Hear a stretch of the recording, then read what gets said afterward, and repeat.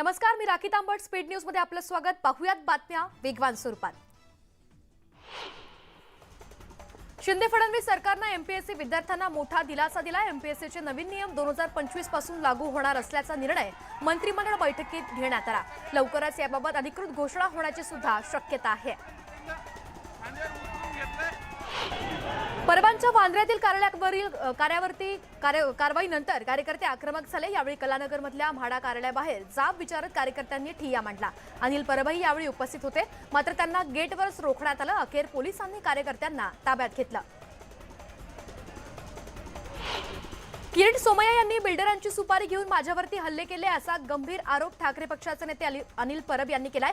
हिम्मत असेल तर सोमय्यांनी आमच्या समोर यावं. आम्ही शिवसैनिक यांचं जोरदार स्वागत करू असं आव्हान अनिल परब यांनी दिलं. अनिल परब यांचं कार्यालय पाडण्यात आलं. ते कार्यालय पाहण्यासाठी किरीट सोमय्या निघाले होते, मात्र बीकेसी जवळ पोलिसांनी त्यांना रोखत पाडकाम ठिकाणी जाण्यास मनाई केली. आज कार्यालय तुटलं, उद्या रिसॉर्ट तुटणार असं म्हणत भाजप नेते किरीट सोमय्या यांनी अनिल परब यांना इशारा दिला. हिम्मत असल्यास परबांनी कोर्टात जावं असं सुद्धा ते म्हणाले.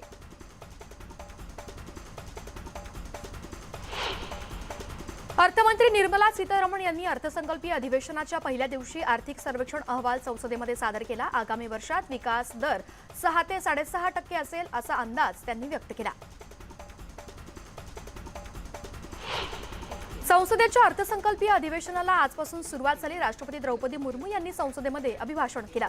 यावेळी त्यांनी मोदी सरकारचं कौतुक करत जगाला हेवा वाटेल अशी वाटचाल देश करत असल्याचं म्हटलं. भारतीय अर्थव्यवस्थेची सकारात्मक दिशेनं घौडदौड सुरू असून यंदाचं बजेट सर्वांसाठी आशेचा किरण घेऊन येईल असा विश्वास पंतप्रधान मोदींनी व्यक्त केला. तर राष्ट्रपती आणि अर्थमंत्री दोन्ही महिला असून देशासाठी अभिमानाचा क्षण असल्याचं सुद्धा ते म्हणाले. गुवाहाटीला गेलेल्या आमदारांना दांडुक्यांनी मारण्याची भाषा शीतल म्हात्रेंनी केल्याचं स्पष्टीकरण राऊतांनी दिलं. अलिबागच्या सभेमध्ये त्यांनी हे विधान केल्याचं ते म्हणाले. तर आपल्या धमक्यांमुळे काँग्रेस राष्ट्रवादीसोबतच्या युतीमुळे की हिंदुत्वासंदर्भात भूमिकेमुळे सोडून गेले हे त्यांनी स्पष्ट करावं, कारण ते प्रत्येक वेळी भूमिका बदलतात अशी टीका राऊतांनी केली. 2-5 उद्योगपती कॉर्पोरेट विश्वाला समोर ठेवून हा अर्थसंकल्प मांडला जाऊ नये, तर शेतकरी, बेरोजगार, कष्टकरी मजुरांना डोळ्यासमोर ठेवून अर्थसंकल्प सादर करावा. संजय राऊतांनी केंद्रीय अर्थसंकल्पावरून मोदी सरकारवर निशाणा साधला. बीएमसीचं यंदाचं बजेट या आठवड्यामध्ये 2 किंवा 3 फेब्रुवारीला मांडलं जाणार आहे. यंदाच्या अर्थसंकल्पात सुमारे 4,500 कोटींची वाढ होण्याची शक्यता आहे. उपमुख्यमंत्री देवेंद्र फडणवीस 4 फेब्रुवारीला अंगणेवाडीला जाणार आहेत. भराडी देवीच्या दर्शनानंतर कुडाळमध्ये त्यांची जाहीर सभा होईल. अंगणेवाडी जत्रा 4 फेब्रुवारीला सुरू होणार आहे. यासाठी मध्य कोकण रेल्वेनं 18 विशेष रेल्वे फेऱ्या चालवण्याचा निर्णय घेतलाय. या गाड्यांचं आरक्षण आजपासून खुलं होणार आहे. नाशिकमध्ये पुरोगामी महाराष्ट्राला काळीमा फासणारी घटना घडली. विधवा महिलेचं तोंड काळं करून चपलांचा हार घालत तिची गावातून धिंड काढण्यात आली. पतीच्या दशक्रिया विधीसाठी गेल्यानं तिच्यासोबत हे कृत्य करण्यात आलं.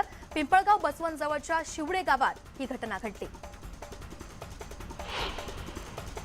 कोल्हापुरातल्या राधानगरी तालुक्याच्या शेळेवाडी गावातील शाळेमध्ये शिक्षकानं विद्यार्थिनींना पॉर्न व्हिडिओ दाखवला. या प्रकरणानंतर 7 पीडित मुलींच्या तक्रारीची दखल घेत पोलिसांनी नराधम शिक्षकाला बेड्या ठोकल्या.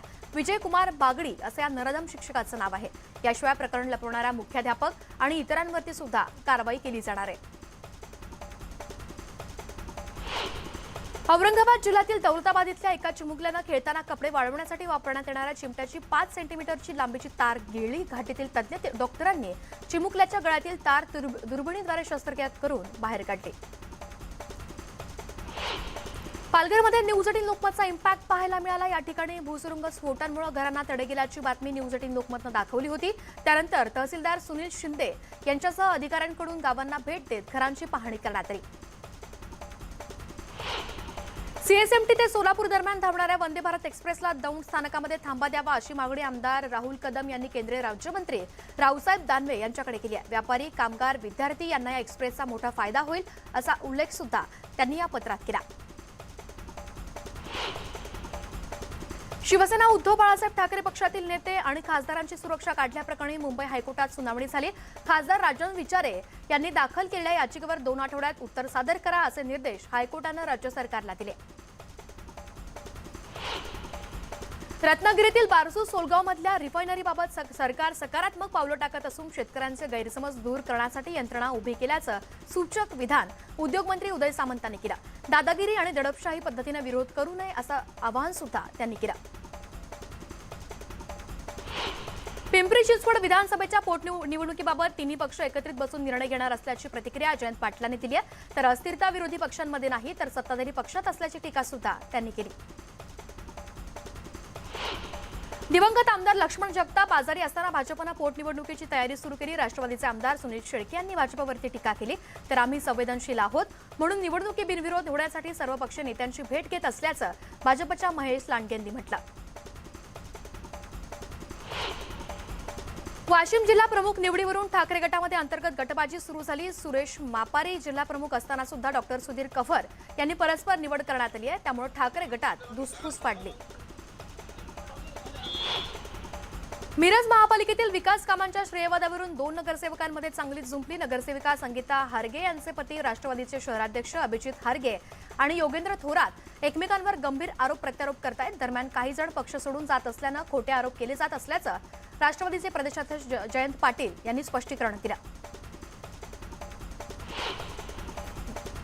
संजय राऊत हा रिकामटेकडा माणूस असल्याची टीका आमदार संजय गायकवाड यांनी केली आहे. हिंदू जन आक्रोश मोर्चा गोवंश हत्याबंदी आणि लव जिहाद विरोधात होता पण राऊतांनी त्यांची टिंगल केली असं ते म्हणाले. जालन्यात ख्रिस्ती समाजाकडून भव्य मोर्चा काढण्यात आला. धर्माच्या नावाखाली प्रार्थनास्थळाची तोडफोड आणि खोटे गुन्हे तक्रारी करून बदनाम करण्याचा प्रयत्न सुरू असल्याचा आरोप आंदोलकांनी केला. सांगली जत तालुक्यातील पशुपालकांची फसवणूक करण्यात आली. दुभती जनावरं स्वस्तात देण्याची बतावणी करून परप्रांतीय टोळीनं 2.5 लाखांना गंडा घातला. या प्रकरणी पोलिसात तक्रार दिली असून अधिक तपास सुरू आहे. पुण्यात एका शाळेत विद्यार्थ्यांवरती कोयत्यानं हल्ला करण्यात आला. यात 2 विद्यार्थी जखमी झालेत. मैत्रिणीसोबत बोलल्याच्या रागातून एकानं दुसऱ्यावरती कोयत्यानं हल्ला केलाय. यात त्याच्या शेजारी असलेल्या विद्यार्थ्याला सुद्धा इजा झाली.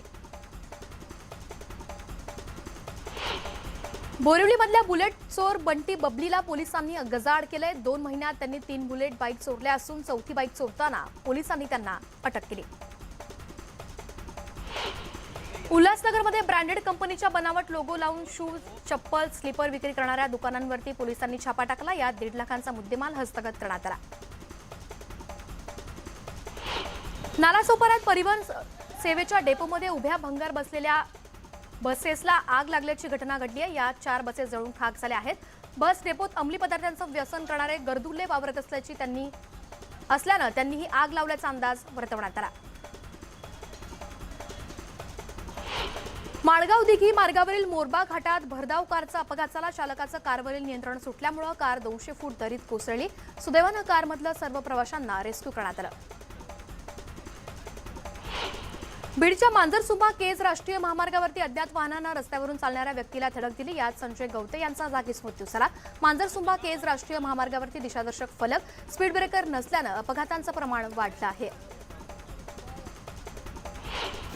पिंपरी चिंचवड शहरातील कासरवाडी परिसरात टायर गोडाऊनला भीषण आग लागली होती. मॅक्स न्यूरो हॉस्पिटलजवळ ही आग लागल्यानं काही रुग्णांना त्रास होऊ लागला होता. त्यामुळे हॉस्पिटल प्रशासनानं या रुग्णांना दुसऱ्या हॉस्पिटलमध्ये स्थलांतरित केलं.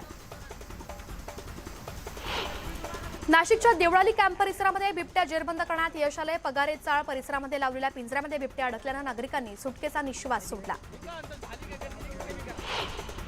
काँग्रेस नेते राहुल गांधी आणि प्रियंका गांधी जम्मू काश्मीरच्या गांदरबल जिल्ह्यामध्ये पोहोचले. तिथल्या खीर भवानी मंदिरात त्यांनी पूजा केली. जम्मू काश्मीरच्या डोडामध्ये जोरदार बर्फवृष्टी झाली. या ठिकाणी बर्फाची चादर पसरली असून बच्चे कंपनीनं या बर्फवृष्टीचा आनंद लुटला. उत्तराखंडच्या चमोली भागात जोरदार बर्फवृष्टी झाली आहे. त्यामुळे रस्त्यावरती बर्फ साचल्यानं राष्ट्रीय महामार्ग बंद करण्यात आला. हिमाचल प्रदेशमध्ये जोरदार बर्फवृष्टी झाली असून शिमलामध्ये बर्फाची चादर पसरल्याचं पाहायला मिळालं. इथले रस्ते, घरं, झाडांवरती बर्फाचे थर जमा झाले. हिमाचल प्रदेशातील नहानमधल्या राष्ट्रीय महामार्गावर भूस्खलन झालं. भूस्खलनामुळे वाहतुकीवरती परिणाम झाला असून महामार्गावरती वाहनांच्या लांबच लांब रांगा लागल्या. दरम्यान वाहतूक पर्यायी मार्गाने वळवण्यात आली. राजस्थानच्या मुरैना रेल्वे स्थानकावरती हाणामारी झाली। 12पेक्षा जास्त लोकांनी दादर अमृतसर रेल्वेमधल्या तिघांना खाली उतरवून बेदम मारहाण केली आहे। मारहाण करणारे सर्वजण पोलीस कर्मचारी असल्याचं सांगण्यात आलं। मथुरामध्ये प्रेमी युगुलानं आत्महत्या केल्याची धक्कादायक घटना घडली। यातील मुलाचा मृत्यू झाला असून मुलीची प्रकृती गंभीर आहे। तिच्यावर रुग्णालयात उपचार सुरू आहेत। पिलीभीतमध्ये वाघाची दहशत पसरली। इथल्या रस्त्यावरती वाघानं ठाण मांडल्याचं पाहून नागरिकांमध्ये भीतीचं वातावरण पसरलं। तब्बल अर्धा तास हा मार्ग वाहतुकीसाठी बंद ठेवण्यात आला होता। डोळ्यांवर पट्टी बांधून मार्शल आर्ट सादर करणं सोपं नाही, पण एका तरुणीनं हे अगदी सहजरित्या हाताळून दाखवलंय। डोळ्यांवर पट्टी बांधून काही जबरदस्त स्टंट्स तिनं दाखवलेत। नेटकरी या मुलीला निंजा गर्ल अशी कमेंट देत आहेत। हथिया आणि केएल राहुलला लग्नात मिळालेल्या गिफ्टची पाकिस्तानी मीडियामध्ये देखील चर्चा झाली। पाकमधल्या अँकर्स ज्या पद्धतीने ही बातमी देत आहेत ते ऐकून कुणालाही हसू आवरणार नाही। की विद क्रिकेट स्टार केएल राहुल तो शादी समझ आ गई आपको। इंडिगो एअरलाईननं चक्क पोह्याला फ्रेश सलाड म्हटलंय। हा फोटो व्हायरल झाला असून युजर्स यावरती चांगलेच संतापले। जर्मन महिला बॉलिवूड गाण्यावरती डान्स करत असल्याचा व्हिडिओ सध्या सोशल मीडियावर चांगलाच व्हायरल झाला। जर्मन महिलेनं चक्क साडी नेसून बॉलिवूड स्टाईलमध्ये डान्स केला। बाजारात नवं काय येईल याचा नेम नसतो। नुकतंच ब्राह्मण कुकीजचा फोटो चांगलाच व्हायरल होतोय, ज्यावरती ब्राह्मण काढण्यात आला। या कुकीज पाहून लोक संतापले असून त्यांना खाण्यास त्यांनी नकार दिला। अभिनेत्री तब्बू, करीना कपूर आणि कृती सेननच्या आगामी द क्रू सिनेमात दिलजीत दोसांझ सुद्धा मुख्य भूमिकेत दिसणार आहे। मार्च 2023च्या अखेरीस हा सिनेमा प्रेक्षकांच्या भेटीला येण्याची शक्यता आहे। अभिनेता विजय आणि दिग्दर्शक लोकेश कनागराज पुन्हा एकदा नव्या सिनेमासाठी एकत्र आले आहेत। अद्याप या सिनेमाच्या नावाची घोषणा करण्यात आली नाही। या सिनेमाच्या शूटिंगला सुरुवात करण्यात आली। हॉलिवूड दिग्दर्शक तरसेम सिंग डियर जस्टिन नावाच्या पहिला भारतीय सिनेमा घेऊन येत आहे। या सिनेमाचं 50 दिवसांचं शूटिंग पंजाबमध्ये चित्रित करण्यात आलं, तसंच शेवटचं शूटिंग कॅनडामध्ये करण्यात येईल। नेटफ्लिक्सनं प्रसिद्ध भारतीय चित्रपट निर्माते यश चोप्रा आणि त्यांच्या स्टुडिओ यशराज फिल्म्स यांचा सांस्कृतिक वारसा द रोमॅन्टिक या माहितीपट मालिकेद्वारे जगासमोर आणलाय। 14 फेब्रुवारी 2023 पासून ही डॉक्युमेंटरी मालिका जागतिक स्तरावरती प्रसारित होणार आहे। या बातम्यांसह बुलेटिनमध्ये वेळ झाली। इथेच थांबण्याची ताज्या बातम्या आणि घडामोडींसाठी पाहत रहा न्यूज 18 लोकमत।